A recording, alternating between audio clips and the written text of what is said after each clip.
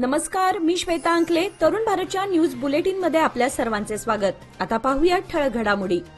जिल्हाधिकारी कार्यालयाजवळील अंजुमन बिल्डिंगमध्ये असलेल्या एचडीएफसी बँकेच्या एटीएममधून 8,65,500 रुपये पळवणाऱ्या तरुणाला मार्केट पोलिसांनी अटक केली.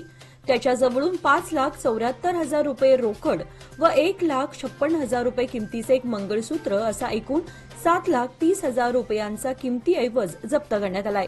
पोलीस आयुक्त याडा मार्टिन मार्बियान यांनी सोमवारी पत्रकार परिषदेत ही माहिती दिली.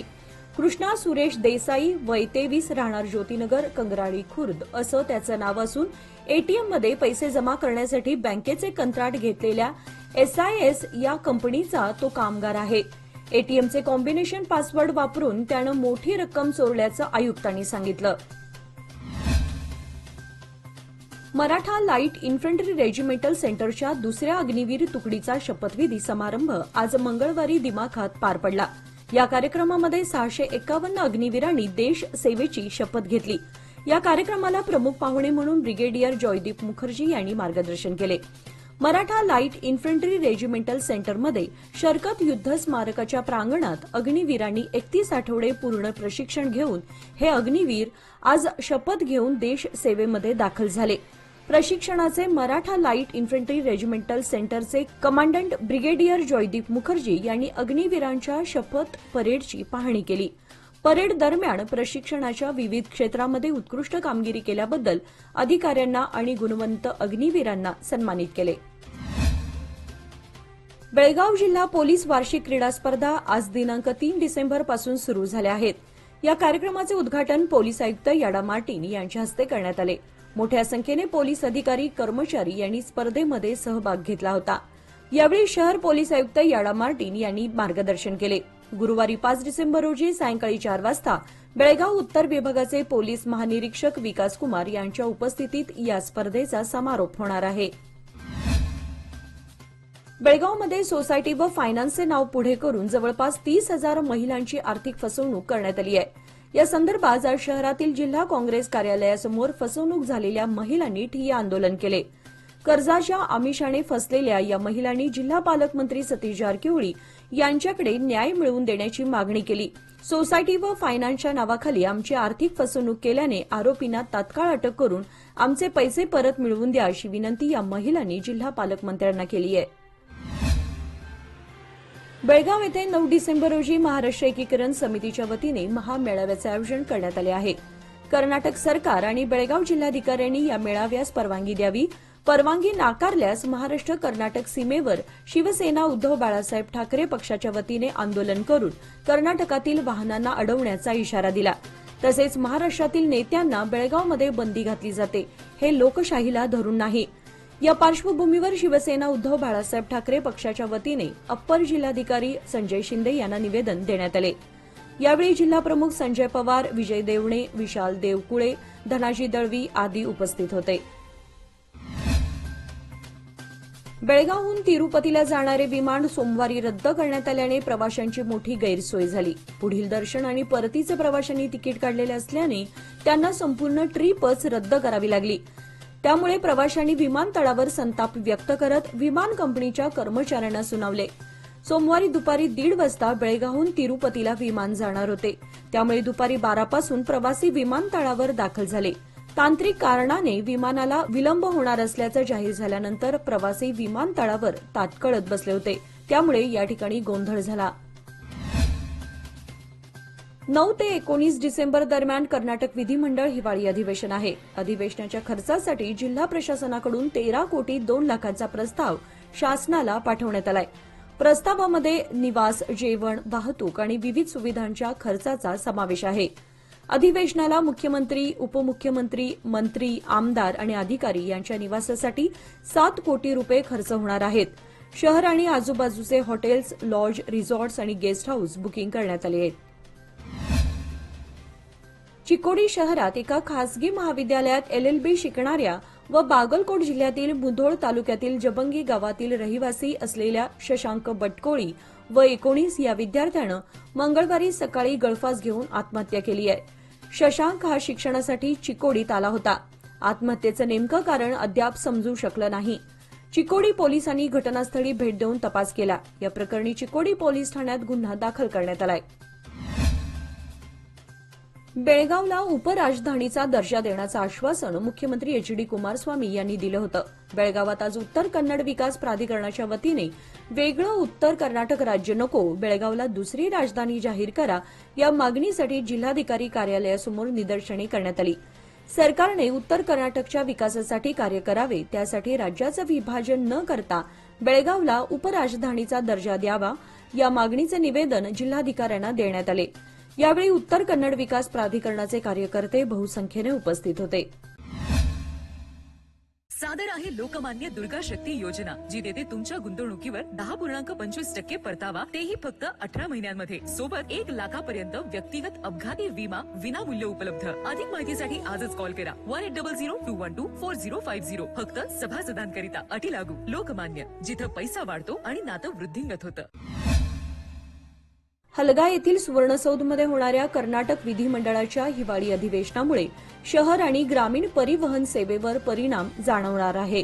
अधिकारी व पोलिसांनी ने आणण्यासाठी परिवहनाच्या बसेस जिल्हा प्रशासनाकडून राखीव ठेवल्या जाणार आहेत। अधिवेशनाच्या एक दिवस आधीपासूनच बस सेवा टंचाई सामना करावा लागणार असण्याची शक्यता आहे। अधिवेशनासाठी बसेस राखीव ठेवणार असल्यानं शहर आणि ग्रामीण बसेस रद्द होणार आहेत। पंचमसाली समाजाला 2A आरक्षण मिळण्यासाठी गेल्या 3 वर्षांपासून लढा सुरू आहे। पंचमसाली समाजाच्या आरक्षणासंदर्भात दिनांक 10 डिसेंबर रोजी सुवर्णसौध समोर आंदोलन करण्याचा इशारा कुडल संगमपीठाचे बसवजय मृत्युंजय स्वामीजींनी दिलाय।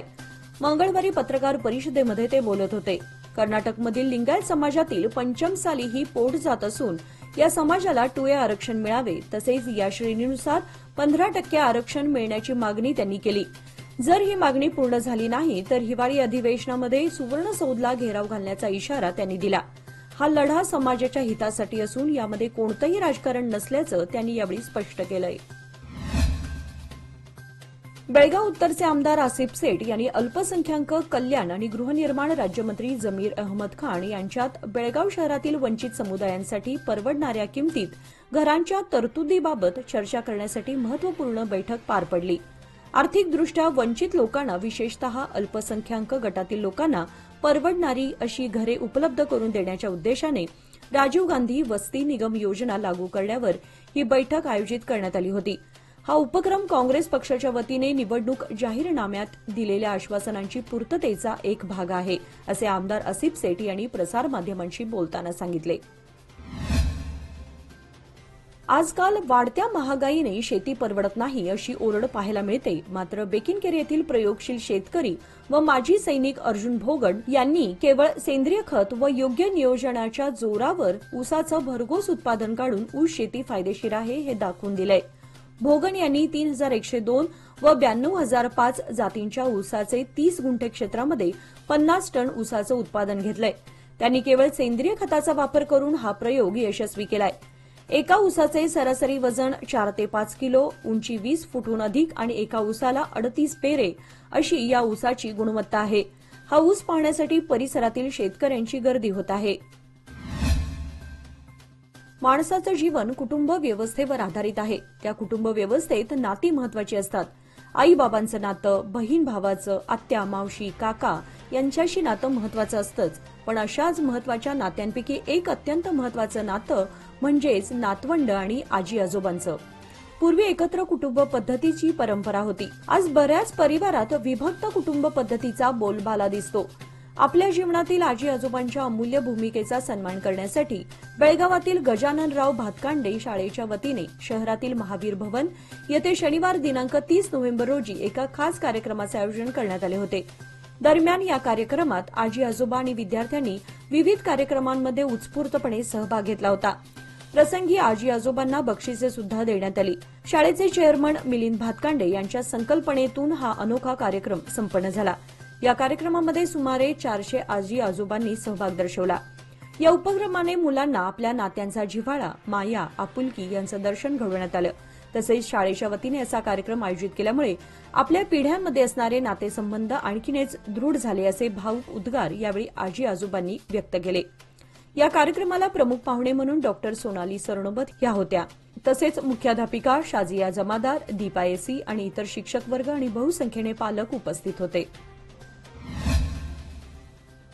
बेळगाव शहरातील रघुनाथ पेठ अनुगोळ येथे 30 फूट जागेमध्ये भव्य तंजावर किल्ला साकारण्यात आलाय. शिवनेरी युवक मंडळाच्या कार्यकर्त्यांनी तंजावर अर्थात शिवगंगा या ऐतिहासिक किल्ल्याची प्रतिकृती साकारण्यात आली. दिवाळी सणाच्या निमित्ताने आजच्या पिढीला ऐतिहासिक घटना, महापुरुष, गड किल्ले यांची माहिती व्हावी म्हणून हा उपक्रम साजरा करण्यात येत असल्याचे यावेळी सांगण्यात आले. हा किल्ला साकारण्यासाठी सुमित राघोजी, सोहम शिंत्रे, मंथन येळूरकर, स्वप्नील शहापूरकर, रितेश पाटील, सचिन सायनाक आदींनी परिश्रम घेतले. येळ्ळूर येथील सन्मित्र फाउंडेशन आयोजित जिल्हास्तरीय मुला-मुलींच्या खो खो स्पर्धा रविवार दिनांक 1 डिसेंबर 2024 रोजी नवहिंद क्रीडा केंद्र मैदान येळ्ळूर येथे मोठ्या उत्साहात पार पडल्या.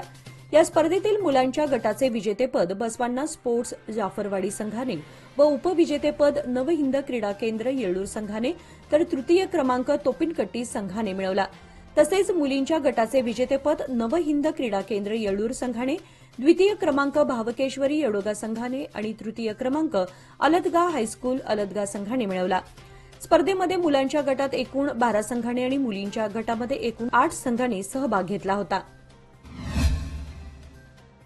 गेल्या 13 वर्षांपासून सदलगामधून शिमोगा आणि भद्रावती अव्याहतपणे कर्नाटक राज्य परिवहन महामंडळाची बस सेवा सुरू आहे. याचा पुढचा टप्पा म्हणजे विधान परिषद सदस्य प्रकाश हुक्केरी आणि भद्रावतीचे आमदार बी.के. संगमेश यांच्या सहकार्याने शिमोग्याच्या पुढे असलेल्या भद्रावतीला सदलग्यातून दररोज रातराणी बस सेवा सुरू झाली आहे, अशी माहिती सदलगा नगर परिषदेचे माजी नगरसेवक आणि एसटी सेवेचे अभ्यासक पिरगोंड पाटील यांनी पत्रकार परिषदेत दिली. याचबरोबर आजचे बातमीपत्र इथे संपले. अधिक माहिती आणि ताज्या घडामोडींसाठी पाहत रहा तरुण भारत न्यूज चॅनल. तसेच आमच्या चॅनलला लाईक, शेअर आणि सबस्क्राईब करायला विसरू नका. आणि विश्वासार्ह बातम्यांसाठी दररोज वाचा दैनिक तरुण भारत. धन्यवाद.